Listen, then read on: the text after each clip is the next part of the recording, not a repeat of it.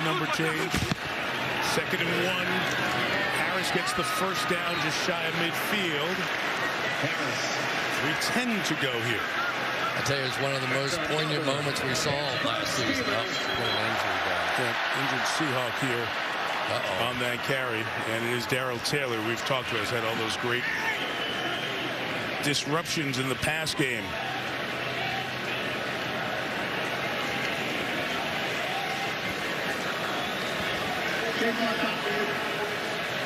Yeah, we're talking about Marquise Pouncey. It's like starting over for him, and as Ben said, there was a little much closer to the age of some of these coaches, and I do not like to see that. Going through the neurological checks with Taylor. See if we can see what happened on the play.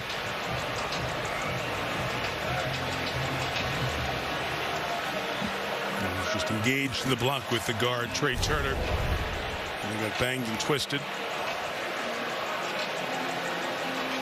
And the Seahawks athletic training staff going through all the procedures and protocols.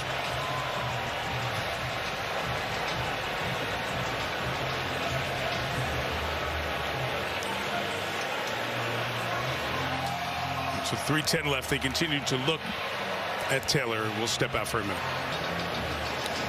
Well, needless to say, it's the scene that you hate to see at any point. The medical staff is out there. The paramedics have come out. The cart as they continue to treat Darrell Taylor, the Seattle linebacker who was injured in the run play just a moment ago. And all the Seahawks have come off the sideline as the cart was summoned by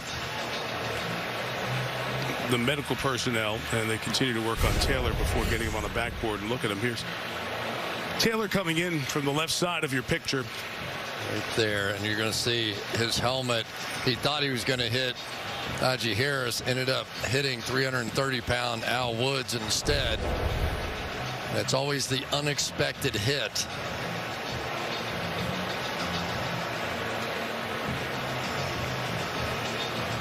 They were holding his head in place, which immediately happens with a neck injury with the athletic training staff, and then several members of the medical team continuing to work on him. And they brought the cart out and continued medical attention. All the Seahawks players came out, Mike Tomlin, and the Steelers also, all off of their sideline, and all the players and all the personnel are out there in support and feeling that hopelessness that all do at times like this. You know, sometimes you call this a game and you feel silly doing that, but then you come back to moments like this, and it is a bunch of guys in one big fraternity, and it is a game. And so as they continue with Taylor, we'll step away again for a moment.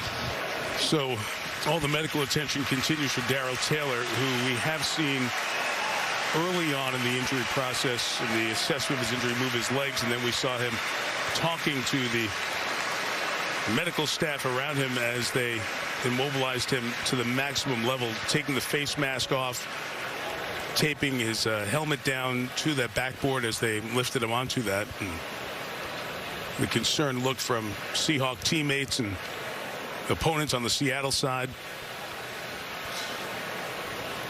give you a full sense of the level of concern for a player, Taylor, who has had a good year after missing all of last year. He was drafted back in 2020 and had leg surgery. He didn't start practicing until the very end of last year.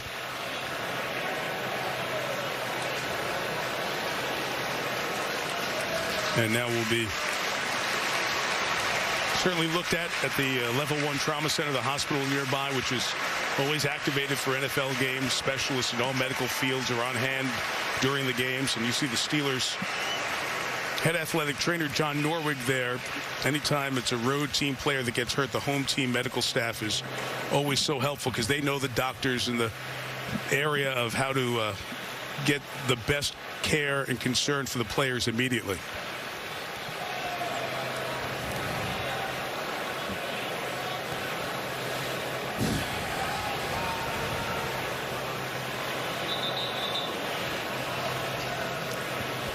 Take your private moment. You wish the absolute best for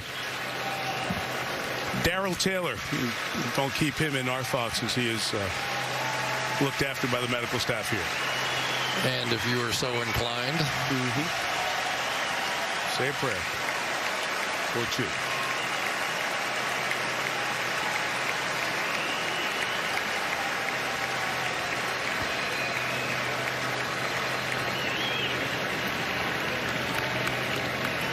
No group of fans loves football more than this bunch, nor respects the game. Right? They get it. They know. And believe me, this is the protocol. Yes. So they're going to take every precaution.